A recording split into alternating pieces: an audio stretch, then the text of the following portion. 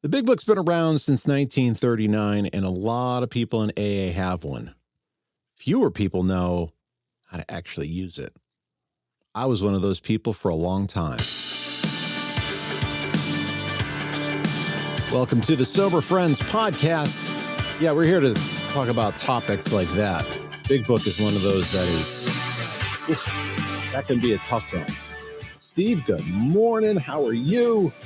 Great, Matt. How you doing today? How you doing? I'm good. Thoughts on this topic? Yeah, I mean, the Big Book can be confusing, right?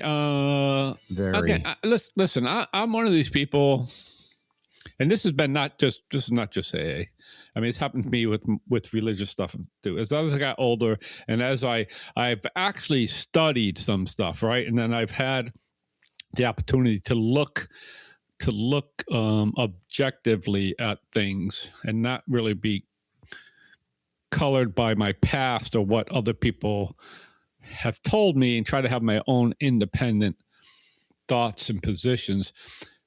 And that we talk about it here, and you talk about it a lot too, is like there's lots in the Big Book that I look at and I don't love these days. Mm-hmm.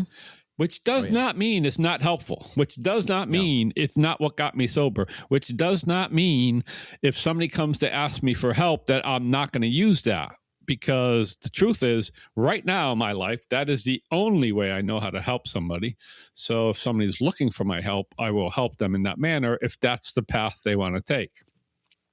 And if they don't want to take that path, that's fine. But I'm probably not their guy. Still can be supportive, but I just can't be the guy who takes them through another path. So it took a while, right? And most people who come in will tell you that they could not really understand and make use of the Big Book until they worked with somebody who had done it already, right? That you sat down with someone who knew it and had an idea of how to use it, right? How to use it. And then, allowed them to help you, because then that's what happens, right? You sit down like anything else. You sit down, you read something. Everything is you interpret everything you read, and then you discuss it. And you say, here's what I think this meeting, or here's what this did for me, or here's what I realized when I got to this point. Here's what I realized. And then you have that feedback back and forth. And I think that's the power of the Big Book, right? Is that we get to that point because, what is the Big Book? It's a sprinkle of a bunch of alcoholics, right? Bill mostly, but telling stories of other alcoholics and how they recovered. And we can use that to our benefit. You're the person I learned the thought that this is a textbook from. You have said this a bunch of times. I don't see this as a memoir or a devotional or a collection of stories, and it's sequential by design. The chapters build on each other deliberately. So if you go in thinking this is Bill telling a life story, or that it's loosely through, hey, I can read through the first 164 pages and get a good grip on this. That's not how this book works at all. And I read this. First time I read it, I read through all 164, and I didn't pick up on a lot of stuff. Yeah. I needed some help. Yeah. I never read it on my own. I never did. I don't know why. I think that because I don't know. When I came in, it was like I was just lost. First of all, when I first came in, and I just needed somebody to tell me. If somebody told me to go home and read that book, I probably would have. But my sponsor at the time, I didn't tell me that. What my sponsor did at the time was invite me to a Big Book study group, right? At his sponsor's house, that there was a small group. It was 4 or 5 of us, right? And we went through the Big Book that way. And it wasn't Joe and Charlie. We just read through the Big Book. And that's how I went to through the Big Book the first time. And then I actually while I was doing that, I also was meeting with my sponsor, going through it one-on-one with him. So that's how I went through the Big Book. I never sat down and read the Big Book. Even now, like up in 15 plus years sober, I've never read the Big Book as a book through to through. I never sat down like, oh, I'm going to start from the beginning and read the first 164. Like, I'll go to it and refer to it and read certain pages that mean something to me. But even that I do less today. But I've done that many times. But I've never sat down to read it cover to cover. And I've always gone to big book meetings. I do like big book meetings. I used to go to two. I used to go to two of them. And I just felt like, especially early on in my sobriety, and when I say early on, I'm talking even when I was 5 and 10 years sober. Like, I really consider that early on. That it was helpful. The more I was in the big book, right? And I always used to say, I go to big book meetings and then I work with a sponsee and I'm in the big book working with a sponsee. So I'm always in the big book. I'm always working on it. And then when I did that, I felt like my program was really, really solid. And as I've, had less opportunity to work with sponsees and, I go to one big book meeting pretty much nowadays, I'm not in it as much. I'm not in it as much as I used to be. And I have had a guy recently come up to me and ask me to go through the big book with him. Not a newbie, just somebody who wants to go through it with somebody different. And I've offered to do that. And we haven't figured out the time yet, but he approached me a couple of weeks ago and said, hey, I think it's about time we do that. So we'll probably do that, right? And that'll get me back in it. And I'll sit down and I always like doing it. I always like doing it, because it just gets me thinking again. It gets you just reminding me like how I got sober, right? How I got sober. What steps did I take? What do I need to do? So, but there is, like you said, there is a way, right? It is written in an order that allows us to get through to the solution, right? Which is what they present, right? To find a power greater than ourselves that'll restore us to sanity. That's the solution, right? And then how we do that is we follow the steps. And Bill does a great job of laying them out. He really does. Yep. And in a manner that gets you through there. But I don't think I don't think many people could do that on their own by reading, here's what I need to do next, right? Here's what I need to do, and here's what I need to do. I do think that you need help when you go through that in order to really make it effective. Help is good, because if you do it by yourself, I don't have a better term for this than diseased mind. And you got to where you got to in the program. You got to where you got to with alcohol use disorder. And it's tough to get out of that by yourself. If you could, you would have. And the book can have lots of old lingo in it and maybe tough to absorb. I really think that's where having some type of help, there's a bunch of different ways. I think the easiest way is what you touched upon, going to a big book meeting. I'm going to identify that for you if you don't know. There are a bunch of different, when you look up AA on the internet or a little schedule book, every meeting is not the same. There are different types of meetings. There are ones that like you've seen on TV where somebody goes to a lectern and they speak. Or there are meetings where people just discuss a topic, not too far off from what we're doing in this podcast. And then there are other ones where it's a devotional, a prayer meeting, or a 24-hour day meeting, 12 and 12, and big book meetings where the most common format is you read through the chapter. You go around the room, everybody picks a paragraph or two, and you read through a chapter. Then you pause, and then there is discussion time where generally you are sharing about what you learned, what you read. If you've got something, you can share in anything, but that's how it works. I think that is a great starting point. If you don't feel comfortable with the big book, go to big book meetings, because you're going to have people who have gone through it. You're going to at least get through a chapter where somebody's going to explain it well. At least that's what works really well for me.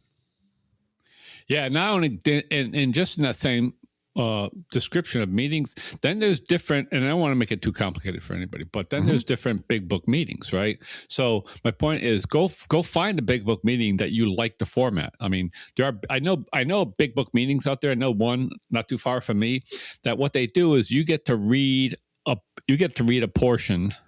I don't know if it's a sentence or whatever, and then you get to share on that sentence or portion. I find that to be agonizingly a slow way to go through the big book. It sure is. I've gone to that meeting several times and I'm like, this format does not work for me. It works for a lot of people. And I get, you can talk to that big book and that chapter in detail. But to me, it's that agonizing. It just doesn't work to me. The one we go to, we read basically chapters, except for when we get into how it works, and then we split it up some. But otherwise, and I know some people who don't like that because they find we read too much. And that we should split some of our chapters in half at least, so that we can, especially when you get down to, working with others, like that's a long chapter to read. So you split it in half. A lot of different. So my point is, there's different ways big book meetings do it. So, and then just a final one. I used to go to a big book meeting that would read cover to cover, right? Yep. And what I mean by that is that once you got into the stories, you were in the stories. And I didn't like that one because there's 39, 40 stories. That means you were in the stories for the better part of 3/4 of a year. Right? And you never went back to 164 for that time. For those first pages. And that, I didn't like it either. So anyway, there's different formats. So go find a format that works for you. Go find a well-attended big book meeting, sit in them. And then the other thing you have to do with those meetings, you have to attend those meetings regularly. Yep. So that you're not skipping around. You can't show up every 2-3 weeks because you're going to be missing pieces of the book. So you got to find that meeting, make it one of your meetings.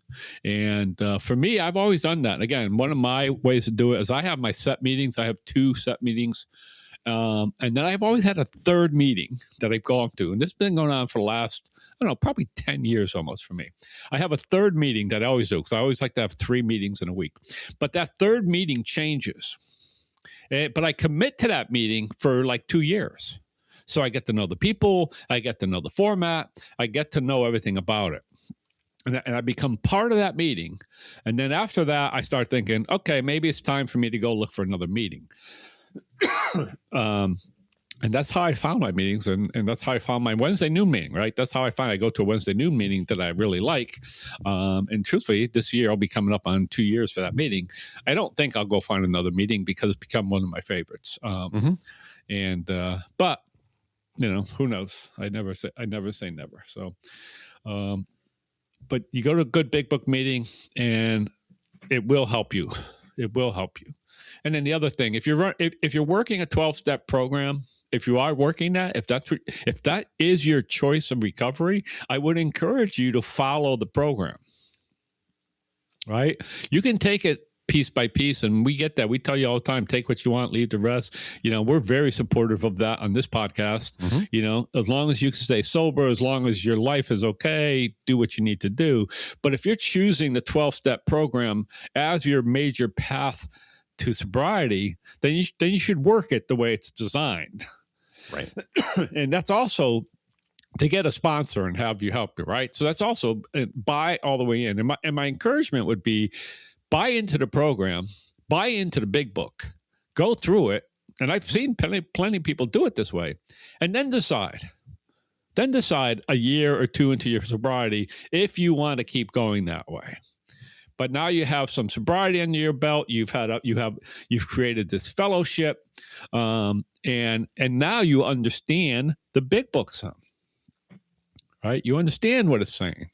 You maybe by this time you have some pieces of it that you like and don't like, and you can pick and choose what pieces fit your journey and what pieces don't fit your journey. But I think if you try to do that too early, you'll be shotgunning yourself all over the place. Yep. The likelihood of success for most people, not all people, most people, is going to be less because, sometimes I think again, it becomes one of these things where we start lying to ourselves. Oh, AA isn't working for me. I'm going to try something else. Next thing you know, you're relapsing. You're out there. And then you got a question like, is that really true? Is AA not working it? Or am I not working the program, any program? Do I not want recovery bad enough to stick with any program? So that's the honesty part that we all have to deal with regardless of our program.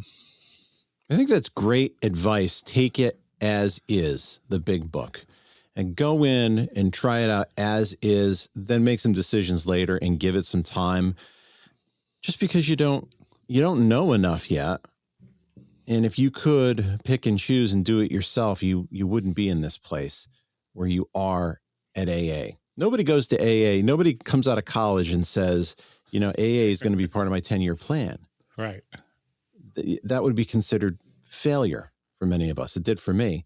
So you don't go to AA, you end up in AA. Right. By design. So use the book as it's written, at least at first, with some help so you can figure out what does work. In general, the 12-step scaffolding works pretty well if you choose to follow it. And I think part of the difficulty is that the writing is complex. The writing is outdated, and there are a lot of cultural topics that Bill talks about that are not politically correct today. I also find that some of his writing is challenging because he changes tense and he argues against himself without even knowing it at times, that he goes back and forth, and then he makes the argument he was making an argument against earlier in the same chapter, which I think is why it's helpful if you have a sponsor, somebody knows the book well, to do it with them so that they can walk you through those aspects of why there is a tense the way it is, why Bill talks the way he does. At least that's helpful for me, knowing the why. I would also say one of the things you should do, don't skip the preface and the forwards. They are really, we do that as its own meeting at the beginning when we circle back in our Monday night big book meeting, that we do the preface and the forward, because it sets up what you're going to read. There is purpose to it. Yeah, I mean, just do the book, right? Just do the book, right? And I agree. Don't skip that part.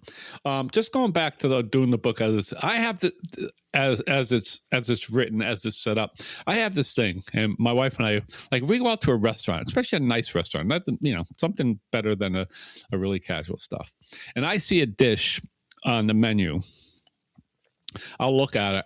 And my wife will often look at a dish and go, "Hey, can I change this? Don't put this in there. Don't put that in there."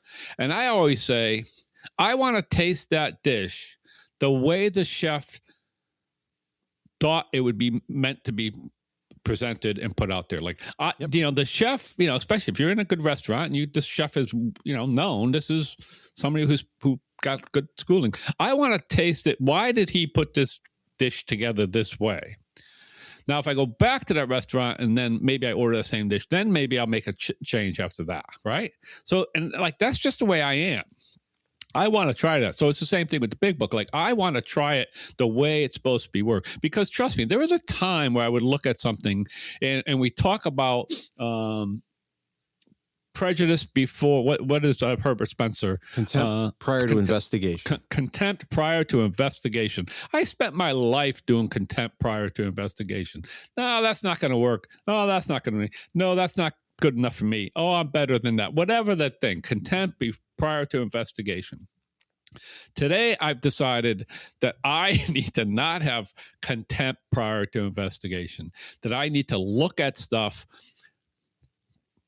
Bill Wilson created this book, even with all of its flaws. I think there's flaws. Other people think this is perfect.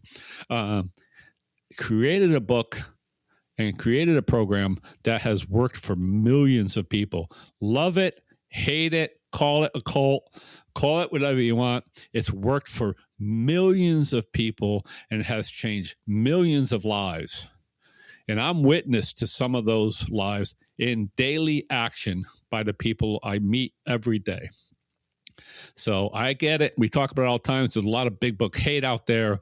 I certainly am not one of those people, because I see what this big book has done for literally, in my orbit, literally hundreds and hundreds of people from all walks of life, from all economic, starting points of life, literally from people who are living outside in abandoned cars and have built up their lives to have a decent, semi-normal life, whatever that might look like. So I honestly think that find somebody, use it, and then also take your time. Take your time through it, right? That's the other thing. Don't hurry through this book. And that's why you have a good sponsor. If, I don't want to step on anybody's toes, because I don't think I'm a perfect sponsor, but there's no hurry to get through this book. You sit down, you read it, digest it, ask questions, challenge it, and then try to figure out, what does it mean? And the most important thing is, like, how do you use that in your life, right? That's what we're all trying to figure out. How do we take this book and this program and then use it in my life to make my life better? That's the mistake I made. I looked at the big book as something I had to get through because it was a prerequisite. Yeah. And it's not. It's a companion to what you're learning. And anything in recovery, there is a journey. There's never going to be a destination. You don't have to check the box on a bunch of stuff. Don't get me wrong. It doesn't mean that you just don't do things because Matt said, well, it's a journey. I can take my time. It is all on what your intent is. Right. No, I'm not saying that. I'm saying you don't rush it. Take things in the course that they should be taken. And if that takes you a lot of time, that's okay. It depends on the why behind that. Always the why, always the motive, always. Listen, one of the things I've come to realize is a word that's been popping up in my head, just my head for some reason, in the last several weeks, is honesty, right? And the fact of what that means, right? And that honesty within myself. It's all about, am I being honest with my motive and my intent and what I really want to get out of the situation? So that's the key. Yep. Be honest with yourself about your intent and question. And in order to do that, you have to question. You have to look at your intent. You have to question your intent.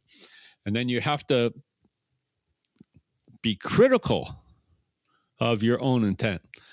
And you want to know something else, the other thing that happens is you can't do all of that work on your own. No. You need to, if you're going to be questioning that, you need to have somebody that, and this could be a therapist. This is where you could be doing some of this work outside of AA if you're in therapy, right? You could be doing some of this stuff with a therapist if you're in therapy. You could be talking about your intent. You could be talking about your motives. Hey, this went on. I don't like my motives, whatever it might be, right? Whatever it might be. But if you're talking about the program of AA, that's where a sponsor or something like that is helpful to you. And that's where you got to be honest. Like one of the things I've been pretty good with my stuff, and I don't share every little detail of my life with everybody. But I'm pretty honest with my stuff. I put my life out there in my meetings. I just feel like that's what works for me. I do. When I do that, you know what happens to me? I get phone calls from guys. They check in on me. Hey, what are you doing? How's it going? How you feeling? How's that thing you were worried about? That going okay? Like I get phone calls from guys, and to make sure. And then I'll go, oh yeah, that was just I reached out to somebody the other day about something that they said. And he said, oh, yeah, that was a weird share. And I didn't get into him, but he's shared the same stuff. It's about him struggling with having close friends and stuff like that. And I've always told him, like, hey, I could be your friend. I mean, we do a lot together. We were at the events yesterday together. But I always tell him I could be your friend. So it's not a weird thing because I know he struggles with that. But that's what happens, right? So I can check in on him, and people can check in on me. And how you doing? And then and you learn that because we've gone through the big book. For me, I've gone through the big book, which has allowed me, right? So what happens is we get up to that fourth step in the big book, and we have to do this deep dive into my own actions and my own, moral history, if I will. And I started trying to figure out this stuff, like, who am I? What drives me? I mean it. I found out what drove me. Mm-hmm. I found out what drove me when I did that. And some of it's not pretty. No. Some of it was, but some of it wasn't pretty, what drove me. And it took a lot of time. And some of it I'm still working on. Like, I still work on some of that stuff because I'm still being driven by some of those things that aren't the best version of me. But I'm a human being, and I'm impacted by my environment, and I'm impacted by my close relationships with other human beings and all of those things. So I give myself a lot of grace now. But the beauty is, and this is the beauty of the big book for me in this program, is I have self-reflection now. I can look at myself and go, yeah, here's what I'm doing. And then literally I ask myself sometimes, do I want to change that? And sometimes I go, no, I don't want to change it. Even though if I feel like I should, I go, no, I don't want to change that right now. And if it's not too damaging, this is what we always talk about, right? One of the methods out there of recovery these days is harm reduction, right? And again, I don't want to get off topic with the big book, but there's a whole big thing out there about harm reduction. And if you're not familiar with that term, it's about not complete sobriety or abstinence. It's about harm reduction. It's about staying alive, especially with some of the drugs out there. Yes. It's about keeping people alive while they continue to work on themselves. So I always look at that as, in my context, I was never a drug user, especially an IV drug user, where I felt like, oh, this next high can kill me. Like, I was never that person. But, I certainly have behaviors that could not be the best for my relationships. Yep, me too. Right? And I have to think about, well, what do they bring? And sometimes the behavior bring me some joy once in a while. So, it's complicated because life is complicated. And I listen to plenty of people who seem like they don't struggle with these kind of things like I do. I'm not sure that's true because we always talk about, I'm comparing my insides to their outsides. Yep. And I understand that now. I understand that completely. When I look at somebody like, ooh, I wish I had what they had. And then I go, I'm sure they got some shit going on that I don't know about. Oh, absolutely. But anyway, so that's the big book for me, right? It's like, it is literally the things that has changed my life. That's as simple as can be, which is why we talk about it and why it's the number one thing we talk about on here. It's because it's the number one thing that changed our lives to something that I could just tell by the people around me that they like. Forget about me, like that the people around me like. That my kids like, my grandkids like, my wife likes. So that's good for me, that I can continue to do that. I think that's a great tell. When people can either they're commenting on it or you see that how they interact with you is more positive and that it's changed. I'd love to know from you how things have changed and how you have gotten better reading this book. If this is something that was a challenge up front, is it still a challenge? Are you perplexed by it? Or do you have this down and you have a method? You can email matt@soberfriendspod.com. The website is soberfriendspod.com. Steve, have a great rest of your day. All right, Matt. Have a great day. Go Huskies. Go Huskies, and see you later.